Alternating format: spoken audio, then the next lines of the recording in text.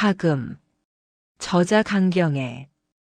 인천 진남포를 왕래하는 기선 영덕화는 옹진 기린도를 외로이 뒤에 남겨놓고 검은 연기를 길게 뽑으며 서편으로 향하여 움직이고 있다. 동쪽 하늘에 엉킨 구름 속으로 손길같이 내뿜는 붉은 햇발이 음습한 안개를 일시를 거두어 먼 산 밑에 흰막을 드리우고 그 위로 보이는 푸른 하늘은 사람의 마음을 가볍게 한다.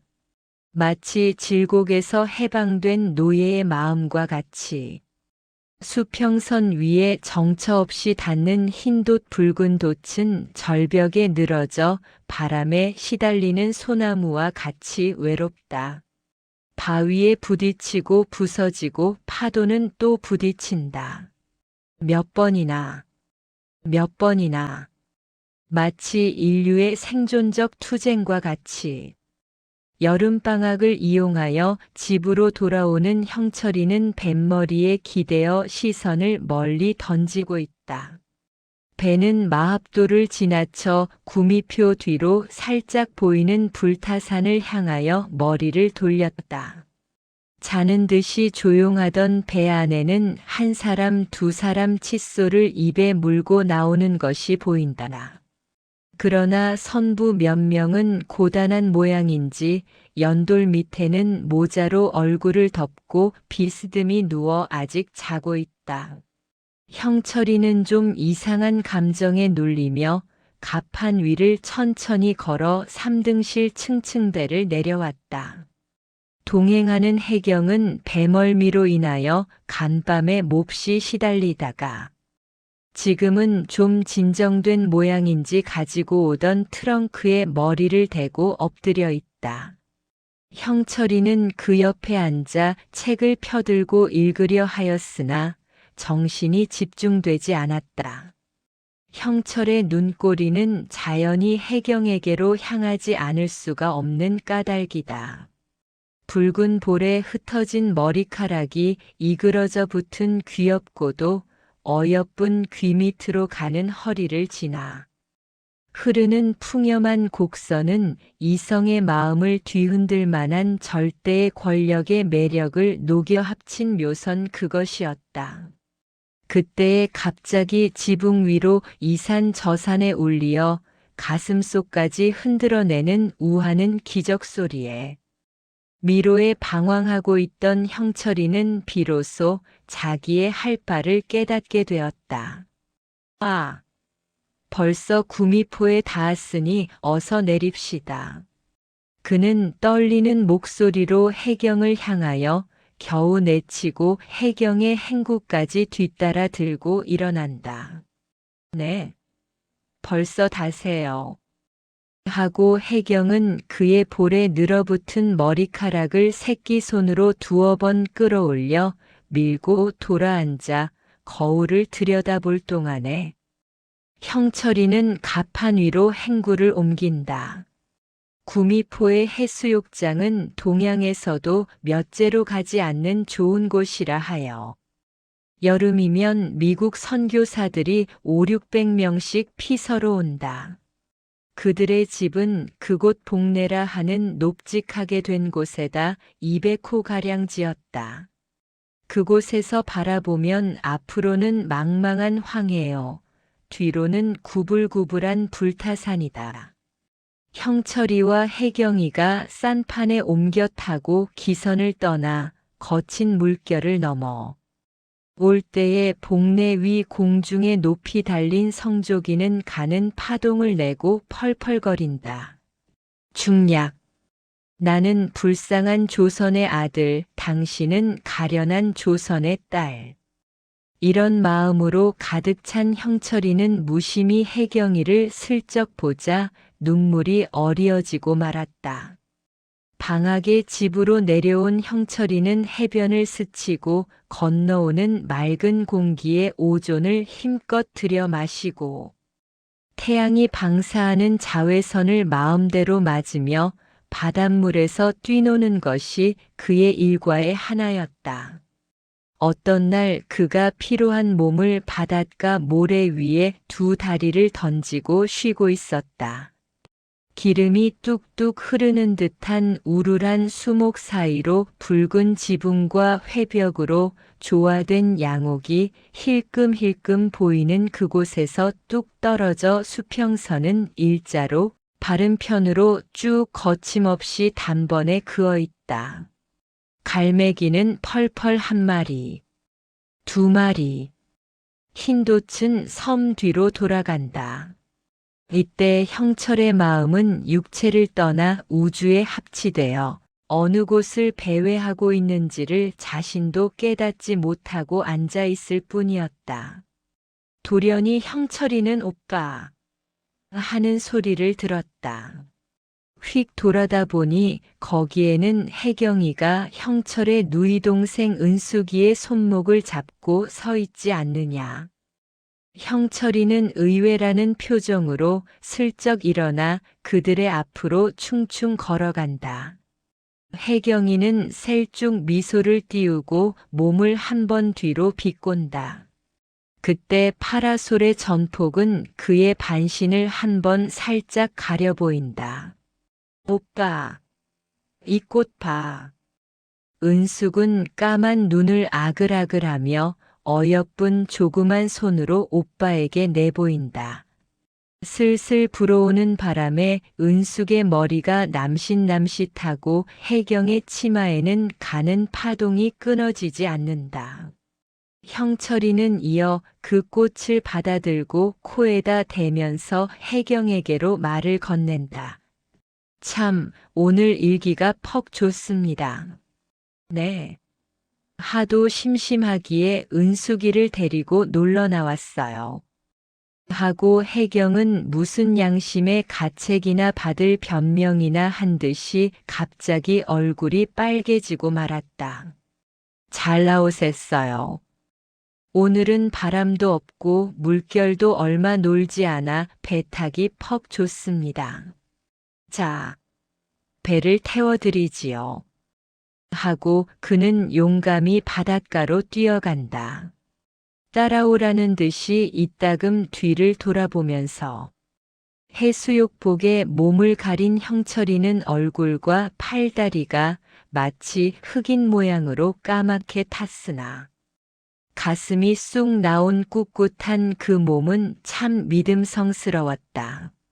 간혹 웃을 때마다 검은 입술로 살짝 내보이는 윤택한 흰. 이는 틀림없이 전선에서 싸우는 용사이며 어김없이 그는 남성적이다. 혜경은 은숙을 보고 셀쭉 웃고 천천히 그의 뒤를 따라. 모래 위에 형철이가 먼저 자취를 내 발자국을 그대로 밟아보며 사뿐사뿐 은숙의 손목을 잡고 걸어간다. 형철이의 굵은 팔에 큰 물결을 타 넘어가는 배는 바다 가운데로 달콤한 사랑의 행복을 싣고 정처 없이 방황한다. 이따금 배가 물결에 부딪히고 흔들릴 때 그들의 시선도 서로 마주치고 미소를 건넨다. 이것이 그들의 더없는 행복이었으며 두 번 보지 못하는 청춘의 환희였다. 그러나 우리들은 이 향락조차 마음대로 받지 못할 환경에 있음을 잊어서는 안 된다. 그것을 생각할 때에 형철이는 가슴이 답답하고 사랑에 쓴 맛을, 괴로운 맛을 오히려 더 깨닫게 된다. 고 세봐. 천진하고도 단순한 어린 은숙은 방금 물속에서 쏙 비지는 새를 가리킨다. 형철이는 그 천진이 무한히도 귀여워 보이고 부러웠다. 형철이와 혜경이 사이에는 아직 서로 사랑을 속삭여보지 못하였으나 서울로 공부하러 내왕하는 동안에 서로 생각하게 된 몸이 되고야 말았다. 그 생각은 날이 가고 달이 갈수록 뜨겁고도 뜨거운 불덩어리가 됨을 그들도 점점 깨닫게 되었다. 벌써 해는 붉은 노을을 남겨놓고 서산으로 넘어간다. 구슬구슬 얽혀 산 위에 돌고 있는 구름은 연분홍으로 채색하고 붉어지는 바닷물, 저물어지는 섬, 그 찰나의 변화는 각 일각으로 굴러가나 그들의 사랑의 불길은 여전히 타오르고 있을 것뿐이다. 배를 가녀게 된 그들은 어렴풋한 솔밭을 지나 어떤 좁은 머리로 돌게 되었다. 산비탈 오막사리에서 나오는 저녁 연기는 수목 사이로 숨어들어 산골짜기로 기어든다. 그때의 온데 없는 농부의 김매기 소리가 처량하게 들린다. 왜 생겼나, 왜 생겨, 고다지고 알뜰이 왜 생겼노. 억백이 신짝을 발에다 칠칠 끌며 정든님을 따라갈까 보다. 하루 종일 피땀을 흘리고 집으로 돌아오는 평화의 노래이다. 그들이 지은 곡식은 어슬렁어슬렁 피어오른다. 금년은 대풍년이다. 그러나 그들이 죽을 힘을 다하여 지은 농사는 가을이 되며 다 빼앗기고 조밥 한술 먹기가 어려울 것이다. 마치 목장에서 기르는 소와 같다. 양과 같다. 돼지와 같다. 그들은 어떤 특수 계급 사람들에게 불이우기 위하여 살아있다. 털과 젖과 고기를 제공하기 위하여 살아있다. 단지 노력과 털과 고기와 젖을 목자에게 제공하기 위하여 목자가 주는 양식을 먹고 생을 연장하여 가는 소와 양과 돼지와 무엇이 다름이 있을 것이냐? 형철이는 이런 의미의 말을 혜경이에게 건네고 그러므로 혜경 씨, 저는 대학을 고만 나오려 합니다. 왜 그러세요? 그러고서도 우리들은 더 배워야 되지 않아요? 혜경은 어여쁜 눈에 비창한 빛을 띄우고 형철이를 바라보며 그의 답변을 요구하였다. 물론 그렇습니다. 그러나 우리 동족 간에 대학 나온 사람이 몇 사람이나 되는 줄 알아요? 또 전판 딱지 무식한 사람이 얼마나 되는 줄 압니까? 우리들은 영웅심리로 소수의 무리가 만든 이론으로 대중을 이끌고 나가기는 벌써 어리석다는 것을 알았습니다. 차츰차츰 그의 말구조에는 열이 올라왔다. 막스니 레닌이니 다 무엇입니까? 벌써 지금은 그전 사람들의 이론으로 싸울 시대는 지났답니다. 대주은 창자를 쥐고 그들의 줄인 것을 참고 있습니다. 우리들도 그들의 하나이겠지요. 어서 나도 그들과 같이 싸워야 될 것을 요즘 와서 더욱더욱 느끼게 됩니다. 그럭저럭 말하는 동안에 세 사람은 송천 동네에 다다랐다. 어슬어슬 어두운 공기를 깨트리고 예배당 종소리가 처량히 들린다. 어려서부터 종교 속에서 자란 혜경은 자연히 머리가 수그러지며 묵도를 올리게 되었다. 창으로 흐르는 불빛은 점점 완연하다. 그들은 서로 집으로 헤어졌다. 여름방학도 이럭저럭 어느덧 지나버리고 형철이와 혜경이도 다시 서울로 올라왔다. 벌써 가을의 첫걸음은 내밟은 서울도 요새는 저녁에는 좀 선선함을 깨닫게 한다. 따라서 형철의 가슴 속에는 남몰래 복잡한 번민과 싸우기를 시작한다. 학교서 나오면 형철이는 정신없이 청량리 벌로 헤매인다. 그는 문득 발밑에서 우줄우줄 춤추고 있는 들국화를 물끄러미 들여다보다가 그것을 꺾어 또다시 들여다보다가 그만 화나는 것 같이 부비어 팽개치고 만다. 그리고 또 걸어간다. 그는 해경을 생각한다는 것보다도 그의 앞길을 채잡지 못하고 기로에 서서 방황하는 까닭이었다. 사람이 한번 무한히 길고 긴 우주의 생명 가운데서 티끌만한 생명을 덩어가지고 이 세상에 나오는 것이다. 나는 그 생명조차 거지의 생명, 불우의 생명을 얻고 나온 몸이 아니냐? 나는 법률을 배워 결국 무엇을 하려 하느냐? 가령 고등문관 시험에 패스되어 소위 고등관이 된다고 하여 보자. 그러면 그것이 무엇이 명예스러우며 또 기쁠 것이냐? 오히려 수치일 것이다. 또 만일 변호사가 된다 하여 보자. 그리고 사회를 위하여 교수대에 오르는 용감한 투사의 변호인 일망정 하여 본다고 하자. 그러나 그 변호가 무슨 큰 힘이 있으리요. 또 돈을 힘껏 모아 갑부가 되어 본다고 하자. 이것은 불가능할 것이며 또 된다 하여도 시원할 것이 무엇이냐? 도리어 못 사는 동족을 위하여 미안할 것이다. 그러므로 나는 사회를 위하여 용감하여져야 할 것이다. 의미 있고 아름다운 인생의 꽃을 피워야 될 것이다. 이것이 사람다울 것이다. 그러나 가만히 있자. 나에게는 이것을 감행할 용기도 없고 준비도 없지 않느냐? 결국 기로에 선 몸이다. 바른 편길로 가야 되겠느냐? 왼편 길을 걸어야 되겠느냐? 서산에 지는 해는 나의 발길을 재촉한다. 형철이는 이런 번민과 싸울 수밖에 없었다. 그의 머릿속은 오직 의문뿐으로만 꽉 차고 말았다. 그날 밤이다.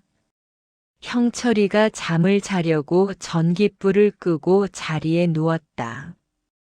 창으로 흐르는 달빛은 베개 밑을 고요히 찾아준다. 요즘 며칠 동안 그는 잠을 자지 못하고 밤이 되면 번민과 고통으로 애만 쓰는 것이었다. 그날 밤도 어지럽게 된 머리를 좀 쉬어보려고 일찍 자리에 누웠던 것이다. 역시 그는 잠들 수가 없었고 신경은 사모라기 모양으로 가출하게 피어오를 뿐이다. 그는 할 수 없이 다시 일어났다. 솔솔 불어오는 가을 바람에 창문에 그림자를 지으며 나뭇잎은 술렁술렁 떨어진다. 이럴 때마다 형철이에게 좋은 동무가 되어주는 만돌린을 끌어당겨 그는 옆에 슬쩍 낀다. 그의 손가락은 저절로 줄 위에서 흔들리고 있다. 그러나 극서은 극도로 창난된 그의 마음을 위로하기에는 너무나 빈약하였다.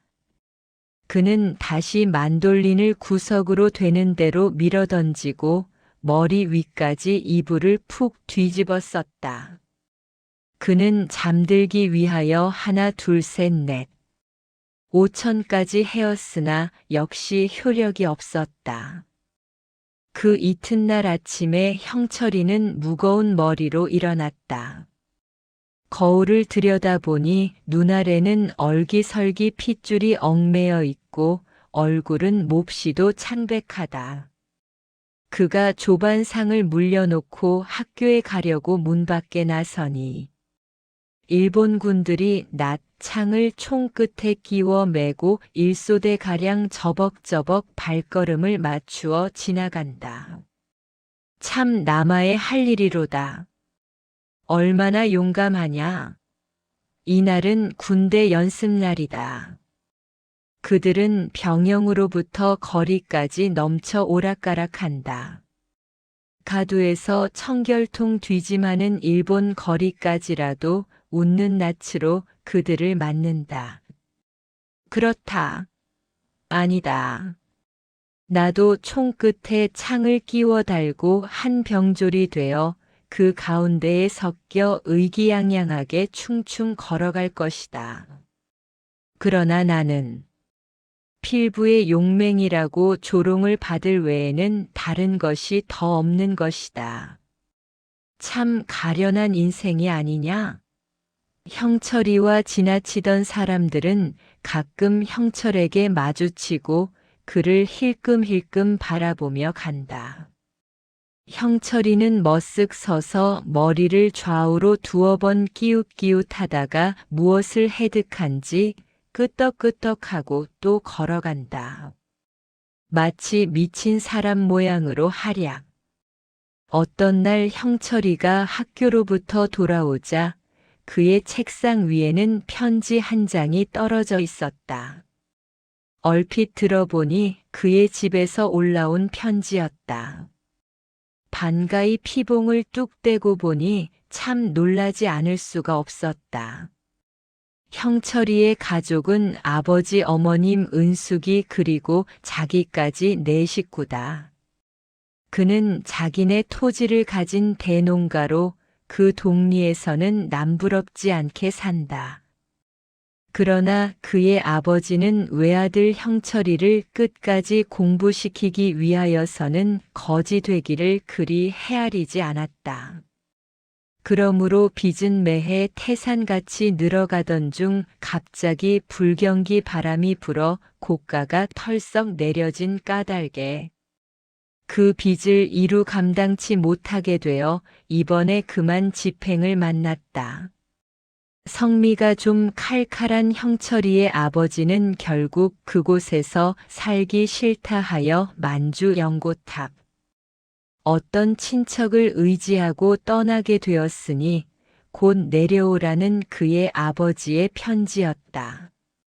그동안 아버지가 이런 내용이나마 그 아들에게 비추어 두었더라면 그리 놀라지도 않았을 것이나 혹 공부에나 방해될까.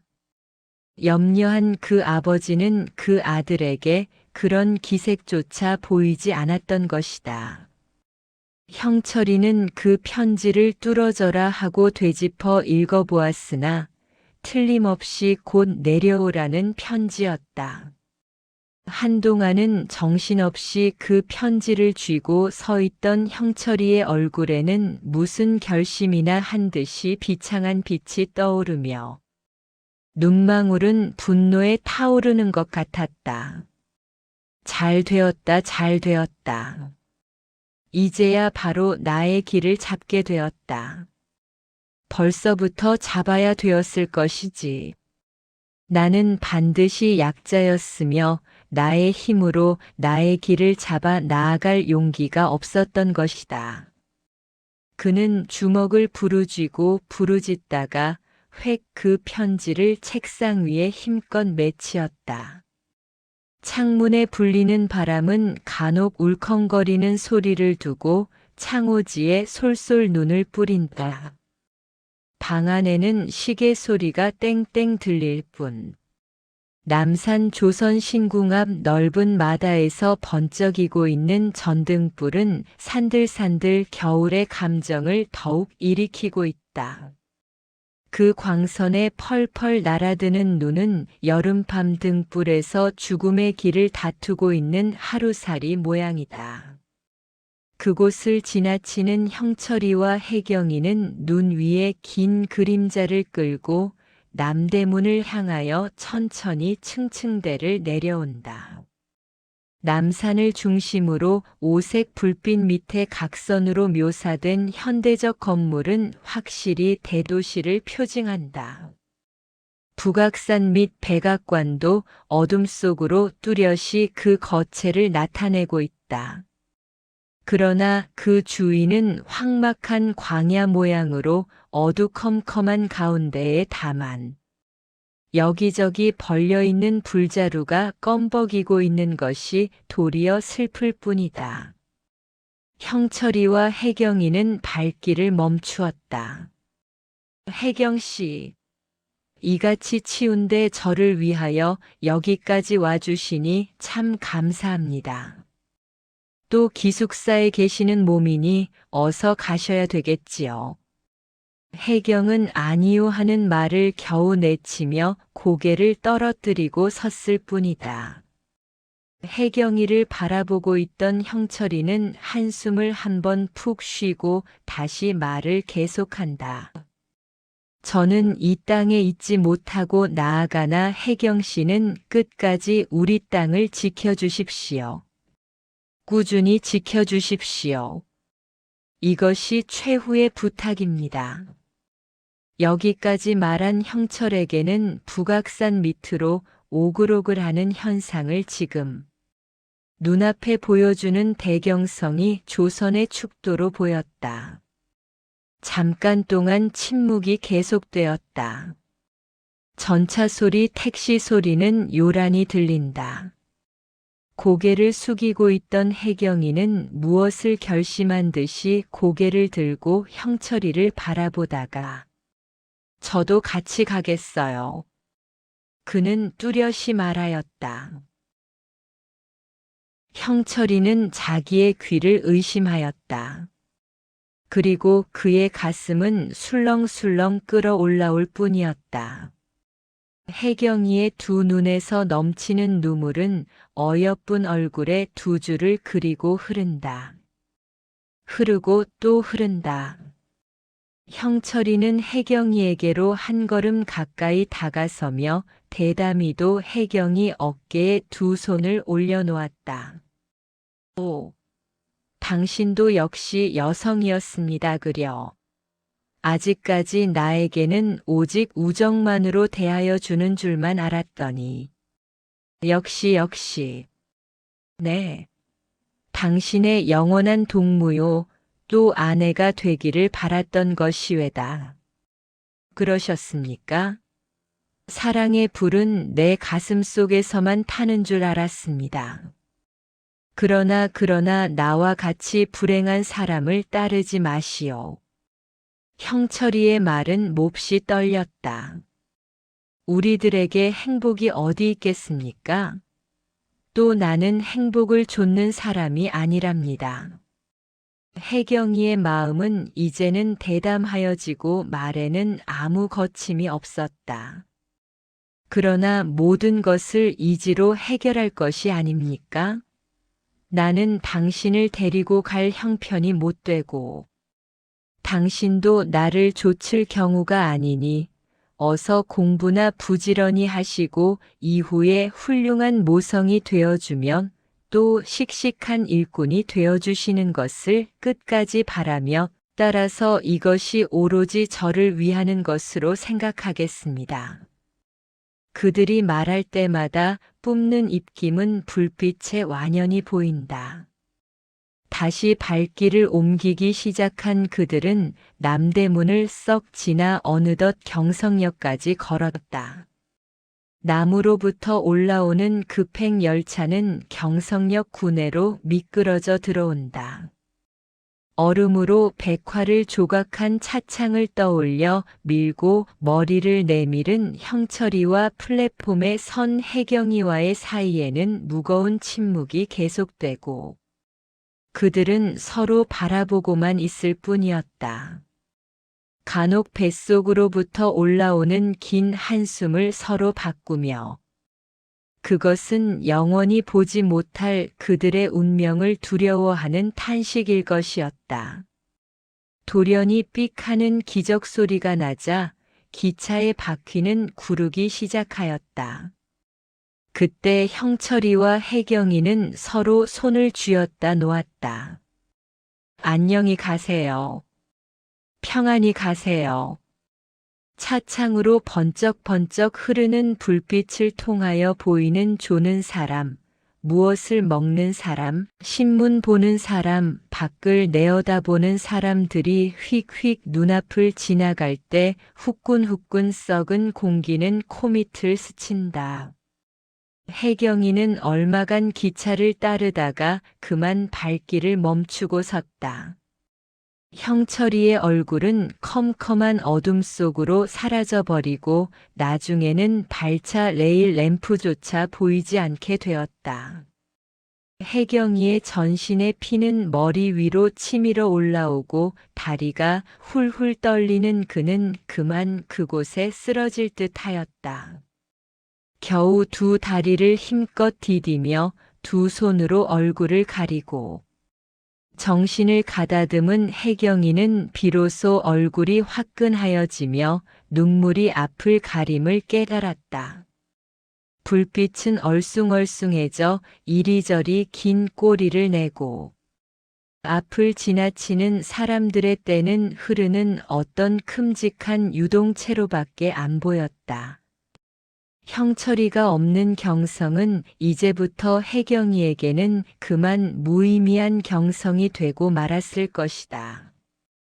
방춘의 희망에 춤추던 혜경이의 가슴 속은 돌연히 낙엽이 훌훌하는 쓸쓸한 가을이 되고 말았을 것이다. 형철의 네 식구가 만주로 떠난 그날이었다. 어젯밤에 내려부은 한방눈은 온 세상을 희게 하고 말았다. 나뭇가지에 핀 눈은 훌훌 떨어진다. 동쪽 하늘에 높이 뜬 해는 눈 위에 그 빛이 반사되어 사람의 눈을 찌르는 듯이 찬란한 광채를 내고 있다. 저편 언덕 위에서 먹을 것을 찾고 있던 까마귀 한 쌍은 앞산으로 날아간다. 송천서 수교역까지는 육로 130리다. 그 역에서야 비로소 기차를 타게 된다. 그러므로 그들은 그곳까지 우차로 떠나게 되었다. 낮에 떠나는 것은 남보기에 창피할 듯하여 그날 밤에 떠나려 모든 준비를 다하여 놓았다. 우차는 두 대인데 한 차에는 가구를 약간 실어놓고 또 한 차에는 사람이 타고 가기 위하여 그 위에다 삿잎으로 둘러 집 모양으로 만들었다. 그것을 앞마당에 놓고 물끄러미 보고만 서 있는 형철이의 가슴은 몹시도 쓰리다다. 그때 혜경의 얼굴이 그 머릿속을 힐끔 지나친다. 눈앞에 보이는 아름다운 강산과 정든 향토도 아주 오늘로 하직이다. 형철이는 만돌린을 타며 서산에 푹 잠겨드는 붉은 햇발을 바라본다. 흰 눈에 파묻힌 오막살이 굴뚝에서는 검은 연기가 꾸불꾸불 올라온다. 우차에 몸을 실은 형철 네 가족은 짐 실은 우차를 앞세우고 눈 위에 두 줄기 바퀴 자국을 내며 송천 동네를 뒤로 앞으로 휙휙 소리를 지르며 길가에 선 나뭇가지를 지나치는 바람에 눈은 연기같이 불린다. 사면은 막막하다. 오직 집집의 창문이 벌겋게 여기저기 뚜렷이 보일 뿐이다. 검은 하늘에서 반짝이는 찬별. 그 중에 하나가 긴 꼬리를 끌고 사라진다. 그때 먼 곳으로 들리는 컹컹 짖는 개소리가 더욱 슬프다. 형철이는 비스듬히 누워 무엇이라고 할 것 없이 복잡한 생각에 눈을 감고 있다. 형철이의 아버지는 퍽퍽 담배만 피우고 있다. 또 그의 어머니와 은숙이는 묵묵히 앉아 있다. 그 정막을 깨트리고 덜걱덜걱 굴러가는 수레바퀴 소리에 따라 그들의 몸은 좌우로 움직이고 있을 뿐이다. 구르고 구르고 또 굴러가는 수레바퀴가 장현읍을 지나칠 때에 새벽 닭은 제재운다. 넓은 길 좌우로 늘어선 집은 죽은 듯이 잠들었고 거리에는 한 사람도 보이지 않았다. 세상이 얼다고 하여도 우리 네 식구를 용납할 곳이 없구나 하는 생각에 형철의 가슴은 몹시도 아팠다. 그때의 읍은 다 지나치고 또다시 고요한 비탈로 소방울 소리를 내며 돌아간다. 형철이는 무심히 만돌린을 꺼내어 타고 있었다. 그리고 그는 은숙이를 돌려다본다. 은수가 노래 좀 불러다고, 즐거운 노래 좀 불러다고, 슬픈 노래는 싫다.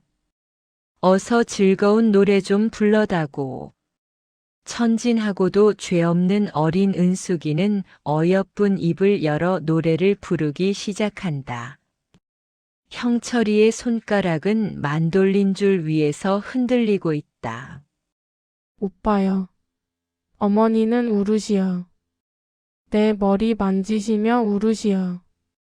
엄지손 피 나도록 긁어 모은 돈. 양복 쟁강구 오빠 뺏어갔대요. 오빠여. 어머니는 울으시어. 내 머리 만지시며 울으시어. 조밥에 된장 먹고 농사 지은 것. 수염난 할아버님 뺏어갔대요. 은숙이의 노래가 끝나기도 전에 형철이는 만돌린을 휙 집어매치고 말았다. 만돌린은 산산이 부서졌다. 깜짝 놀란 은숙이는 무슨 영문인지도 모르고 눈이 둥그레지며 어머님 곁으로 바짝 다가앉는다. 형철이는 이같이 부르짖었다. 주먹을 부르쥐고 여기 무슨 미련이 남아서 또다시 이것을 가지고 오던 것이냐? 나의 손은 지금 주리에서 춤출 때가 아니다. 나에게 남은 것은 오직 돌진뿐이다. 새벽의 찬바람은 몸에 스며든다. 동은 벌겋게 터오른다. 그 후 형철이는 작년 여름 영영에서 총살을 당하였고 혜경이는 영영 사건으로 지금 영영 감옥에서 복역 중이다. 끝.